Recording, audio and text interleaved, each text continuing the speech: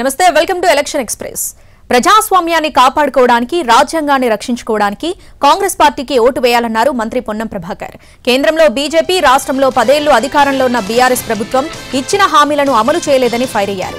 అయితే వచ్చిన 5 నెలల్లోనే కాంగ్రెస్ ప్రభుత్వం ప్రజలకు ఇచ్చిన హామీలను అమలు చేసిందని చెప్పారు. ఎన్నికల్లో హస్తం పార్టీకి ఓటు వేసి గెలిపించాలన్న ఆయన హుస్నాబాద్ నియోజకవర్గాన్ని మోడల్ నియోజకవర్గంగా అభివృద్ధి చేస్తామని హామీ ఇచ్చారు.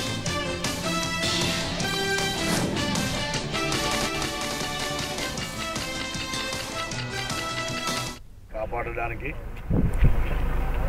రాజ్యాంగాన్ని రక్షించుకోవడానికి నియంతృత్వానికి వ్యతిరేకంగా ప్రజాస్వామ్యాన్ని జీవింపజేయాలనే ఆలోచనతో వస్తాను. తర్వాత 10 సంవత్సరాల్లో భారతీయ జనతా పార్టీ 2 కోట్ల ఉద్యోగులు కానీ 15 లక్షల రూపాయలు నగదు కానీ రైతుల ఆదాయం రెట్టింపు కానీ రైతులకు సంబంధించిన పెన్షన్ కానీ ఇవ్వకపోగా తెలంగాణ ఏర్పాటును అవమానపరిచింది.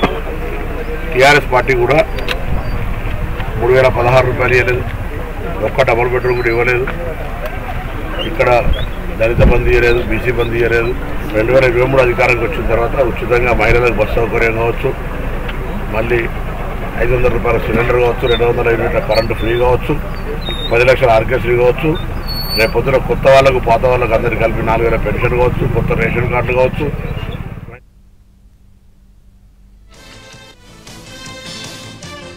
ఏ పథకం విషయంలోనూ వెనుకడుగు వేయమని ఇచ్చిన హామీలన్నీ నెరవేరుస్తామని చెప్పారు మంత్రి సీతక్క. ములుగు జిల్లా మంగపేట మండలంలో ఆమె ఎన్నికల ప్రచారం నిర్వహించారు. 100 మంది కార్యకర్తలతో భారీ బైక్ ర్యాలీ చేపట్టారు. మన ప్రజలకు లేకుండా పోతుంది ఇల్లు కట్టుకోవడానికంటే మరి వారు ప్రత్యేకంగా ఇవ్వడం జరిగింది. అదే విధంగా మరి లిఫ్ట్ ఏర్పాటు చేసుకోవాల్సిన అవసరం ఉంది. అదే విధంగా ఇల్లు 3500 కేటాయించిండ్రు, ఇంకా కూడా మనం తీసుకొచ్చుకుందాం. ఏ ఒక్క పథకాన్ని కూడా వెనుకాడు వేయం. దయచేసి మీరందరూ ఈ 5 రోజులు బలరాం నాయక్ గారు వచ్చినా రాకున్నా 5 రోజులు కష్టపడండి. నాకు అది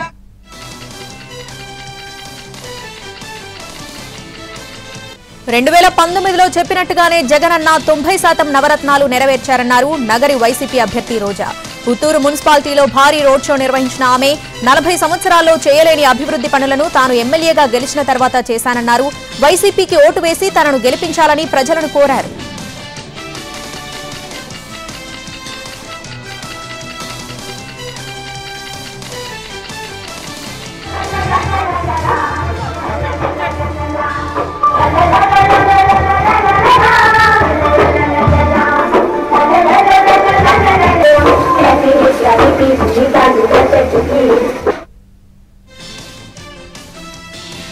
చంద్రబాబు నాయుడుపై పుష్ప శ్రీవాణి విమర్శలు చేశారు. మన్యం జిల్లా మొండెఖల్లో ఎన్నికల ప్రచారంలో పాల్గొన్న ఆమె అమలు కాని హామీలిస్తూ ప్రజలను మోసం చేస్తున్నారని ఆగ్రహం వ్యక్తం చేశారు. వైసీపీ కన్నా ఎక్కువ హామీలిస్తున్నా ప్రజలు చంద్రబాబుని నమ్మడం లేదన్నారు. అయితే సీఎం జగన్ ఎన్నికల్లో ఇచ్చిన హామీలను 99% పూర్తి చేశారని చెప్పారు.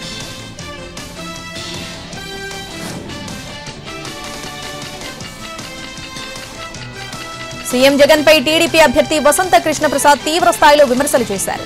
కావాలనే 3 రాజధానుల పేరిట నాటకమాడి విజయవాడ ప్రాంతానికి జగన్ తీవ్ర అన్యాయం చేశారన్నారు. 3 రాజధానులని చెప్పి ఏపీకి అసలు రాజధాని లేకుండా చేశారని ఫైర్ అయ్యారు. అభివృద్ధి, సంక్షేమం 2 కళ్లుగా సాగాలని జగన్ ఎప్పుడూ కోరుకోలేదని ఆగ్రహం వ్యక్తం చేశారు. ప్రజా వ్యతిరేక పరిపాలన సాగించిన జగన్ కు తగిన బుద్ధి చెప్పాలని ప్రజలకు విజ్ఞప్తి చేశారు.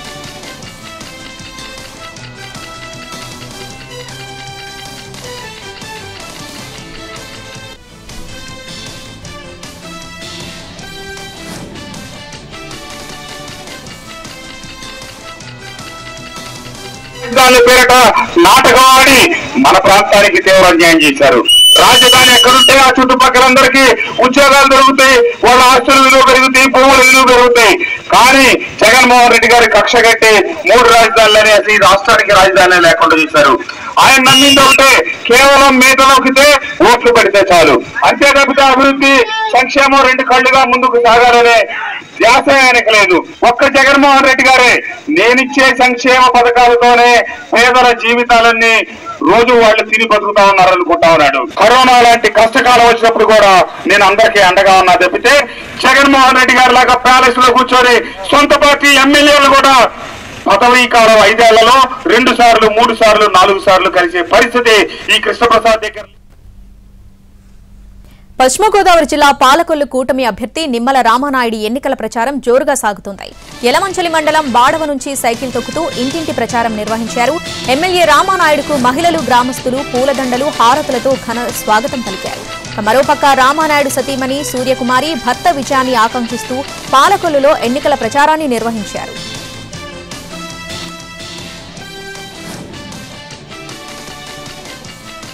ప్రచారంలో భావోద్వేగానికి లోనయ్యారు ప్రత్తిపాటి పుల్లారావు సతీమణి వెంకటకుమారి. పల్నాడు జిల్లా చిలకలూరిపేట ఎన్నికల ప్రచారంలో పాల్గొన్న ఆమె తనపై, తన భర్తపై కొందరు అసత్య ప్రచారం చేస్తున్నారని ఆవేదన వ్యక్తం చేశారు. 2019లో ఓడించారని, 2024లో ప్రజలు నిజం తెలుసుకుని ఓటు వేయాలని మహిళలను కొంగుపట్టి అర్థించారు. 2019 నుంచి నియోజకవర్గంలో అభివృద్ధి ఆగిపోయిందని చెప్పారు. చిలకలూరిపేట అభివృద్ధి జరగాలంటే తన భర్త పుల్లారావును గెలిపించాలని విజ్ఞప్తి చేశారు.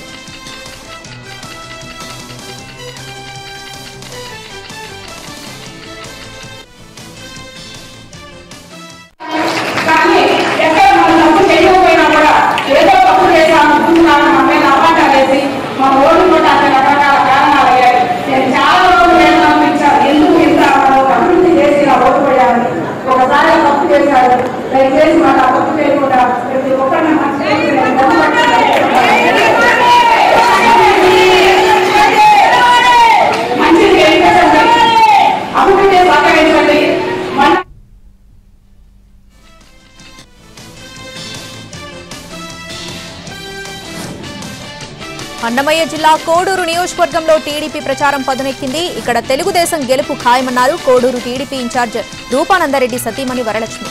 ఇంటింటా ప్రచారం నిర్వహిస్తున్న ఆమె తమతోనే కోడూరు అభివృద్ధి జరుగుతుందని చెప్పారు. ఈ ప్రచారంలో కూటమి నాయకులు, కార్యకర్తలు భారీగా పాల్గొన్నారు.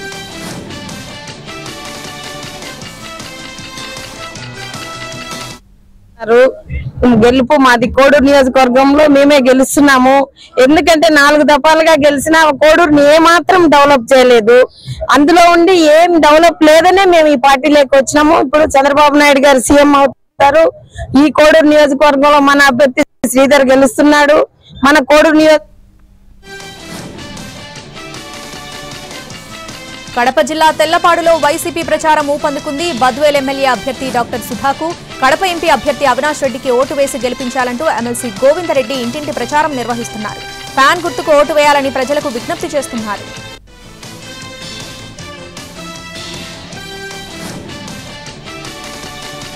బాపట్ల జిల్లా అద్దంకి నియోజకవర్గంలో టీడీపీ నేతలు జోరుగా ప్రచారం చేస్తున్నారు. ఇంటింటికి తిరిగి విస్తృతంగా క్యాంపెయినింగ్ చేపట్టారు.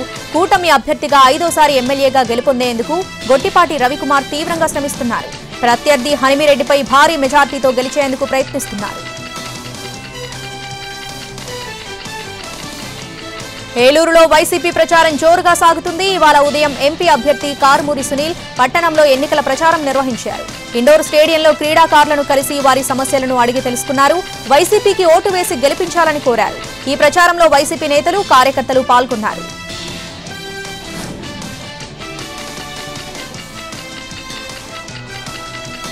యాదాద్రి జిల్లాలో కాంగ్రెస్ ప్రచారం జోరుగా సాగుతుంది. భువనగిరిలో హస్నం అభ్యర్థి చామల కిరణ్ కుమార్ రెడ్డి తరపున ఎన్నికల ప్రచారం నిర్వహిస్తున్నారు. ఎమ్మెల్యే కుంభం అనిల్ కుమార్ రెడ్డి ఇంటింటికి తిరుగుతూ కాంగ్రెస్ గుర్తుకు ఓటు వేయాలని విజ్ఞప్తి చేస్తున్నారు.